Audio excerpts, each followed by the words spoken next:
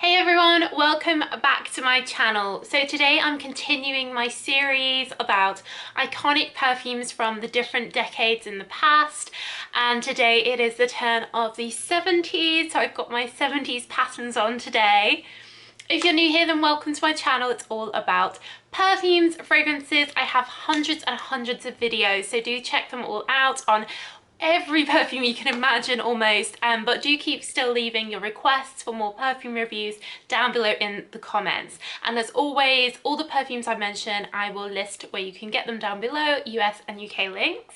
So the 70s, of course, a famous decade for hippies. There was a lot of patchouli oil used back then, and fragrances I think started to become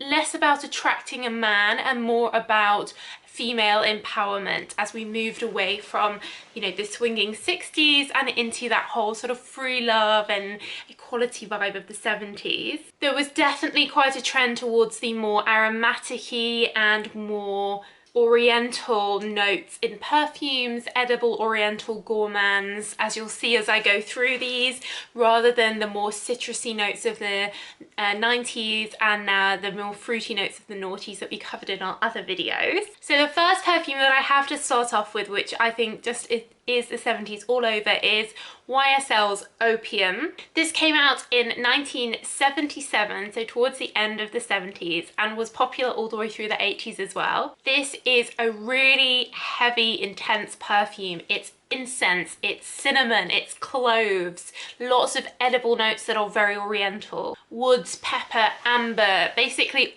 every note that sits in that area of fragrance family is all thrown in here. It's really heavy, really intense. I know my mum said that she tried this in the 80s and found it far too overwhelming.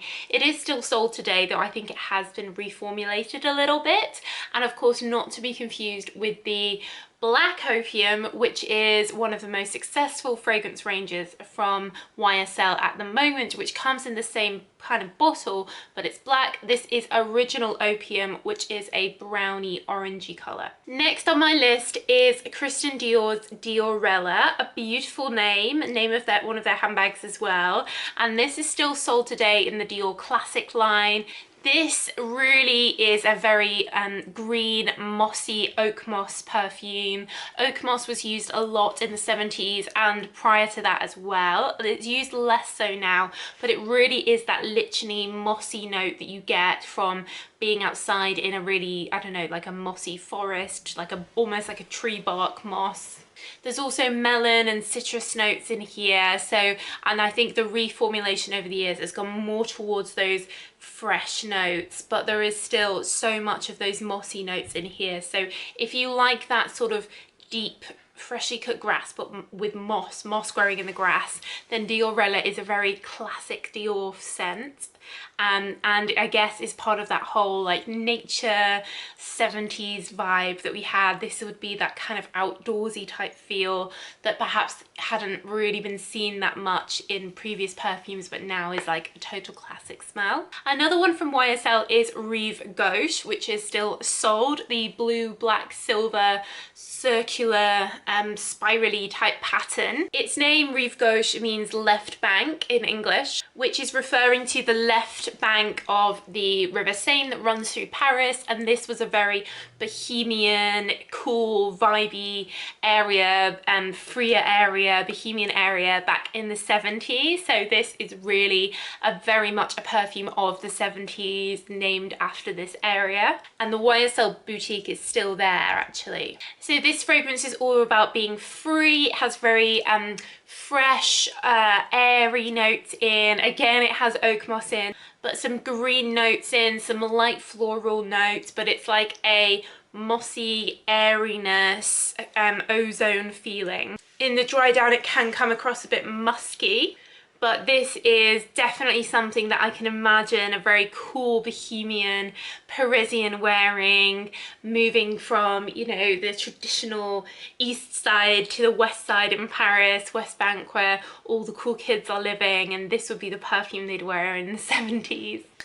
Next on my list from Estee Lauder is Alliage. This has a new bottle more recently, but this is probably been reformulated, but the smell is probably still kind of similar to the original, which is, you guessed it, oak moss. There's also vetiver and cedar in here, so again, very, very green, but it's not like a dewy, fresh green. It's a deep, intense woodland green. And I should also mention Estee Lauder's Cinnabar, again, another 70s perfume that has a new bottle these days. This, like Opium, is those incensey, spicy, peppery, gourmand notes. Cloves, balm, benzoin-y, ambery, very, very intense, deep, very heavy perfume. Cinnabar, still sold today, still people have been wearing it for, you know, 50 years, but yeah, very intense like Opium.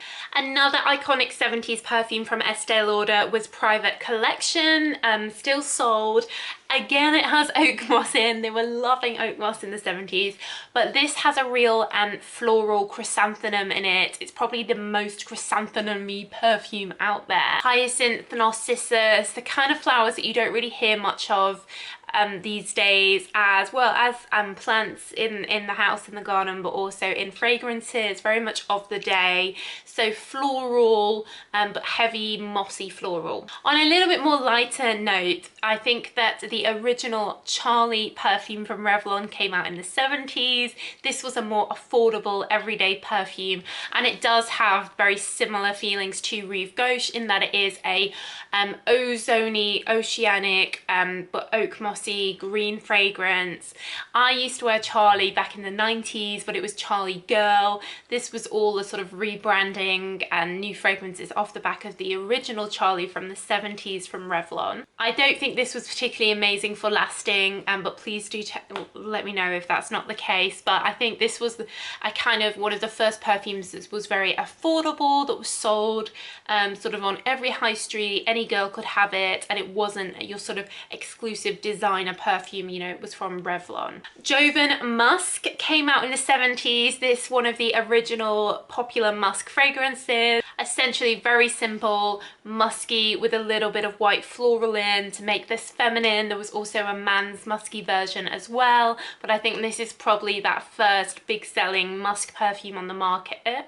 And then lastly, we have Anais Anais, the Cacharel white bottle with pink flowers on, that is still very much worn and sold today. This again has hyacinth in, but it has lily of the valley, lots of lily in here for people that love a deep heavy lily. Jasmine, honeysuckle, very floral, white floral, lily floral, and then underneath you have some deeper, little bit of incense, little bit of musk, a little bit of oak moss, you guessed it, but overall it's more floral, deep heavy lily of the valley.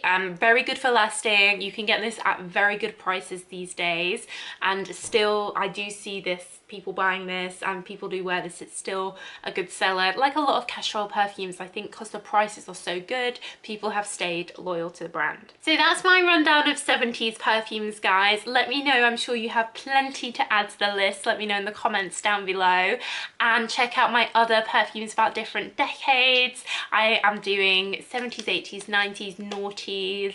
Maybe I'll do 60s as well, I don't know. I think about it, but yeah, do check them out. I'll leave them linked down below.